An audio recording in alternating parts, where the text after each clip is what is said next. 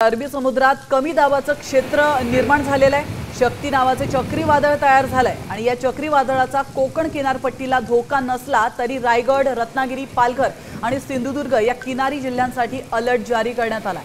त्या पार्श्वभूमीवर मच्छीमारांना आणि किनारपट्टीवरील नागरिकांना सतर्क राहण्याच्या सूचना देण्यात आल्या।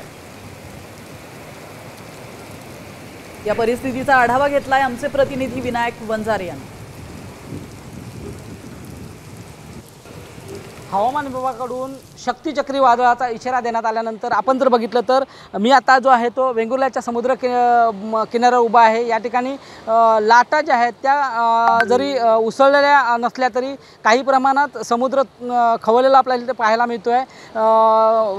चक्रीवादळाच्या पार्श्वभूमीवर सिंधुदुर्गामध्ये 2 नंबरचा जो बावटा आहे तो देण्यात आला आहे। एकूणच जर बघितलं तर या ठिकाणी लाटांचा जो मारा आहे तो काही प्रमाणात कमी असला तरी कमी दाबाचा पट्टा आहे तो अरबी समुद्रात निर्माण झाला, त्यामुळे ताशी 60 ते 65 किलोमीटर वेगाने वारे वाहण्याची शक्यता व मुसळधार पावसाचा इशारा देखील देण्यात आला आहे।